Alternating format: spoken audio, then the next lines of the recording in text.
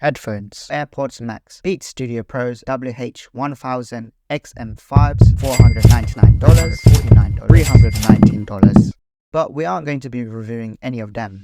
Instead, we are going all the way down to a budget range. These are the Sony WH-CH510s, only priced at $39. Yes, I know there will be a very obvious difference between these price ranges, and most definitely a big difference in what these headphones have to offer, but this video is particularly targeted for those of you who are looking for a basic but an acceptable enough pair of headphones.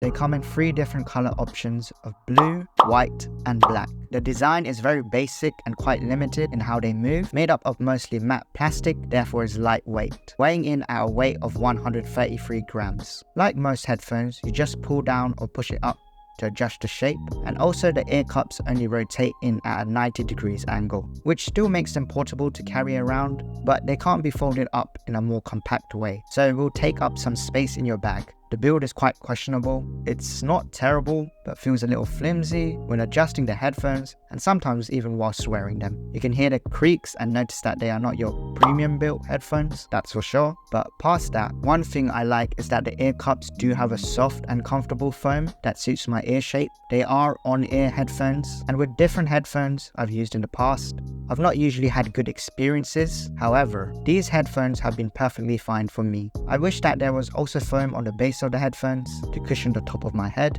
Otherwise, for budget headphones, they could have been very impressive in the comfortability field for me. These will be different from person to person though, so do keep that in mind. However, for me, they are comfortable enough, and I can keep them on for a long time once I get the right adjustments. Now for features, all the controls are conveniently placed on the right ear cup and are very easy to understand. As the most biggest attraction for these headphones are probably the low price range, you won't really be expected to get features such as ANC nor transparency mode. These only have the basic controls. Simply hold the power button in the middle to power on, and hold again to connect via Bluetooth to your device. Once connected and playing audio, you can casually adjust the volume with the 2 other volume up and volume down buttons. Alongside this, we do also have more options to enable Siri by double clicking the power button, and holding down the volume control button allows you to skip tracks or go back to previous tracks. In terms of audio quality and overall performance of these headphones, they sit perfectly at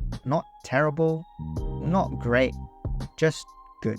It gets the job done, and they do actually have a good amount of bass. Unfortunately, unlike other Sony headphones, you can't connect these to the Sony Pair app and customize the sound of the headphones, so you're stuck with the default sound it already provides. But for casual consumers who are just looking for light usage with music listening and watching videos, they are good enough. Truly the definition of a simple budget pair of headphones. They can be charged via USB-C, which is given in the box alongside the headphones. And Sony claims that the battery life is up to an extraordinary amount of 35 hours, which is definitely shocking, as most high-end headphones don't claim to even last that long.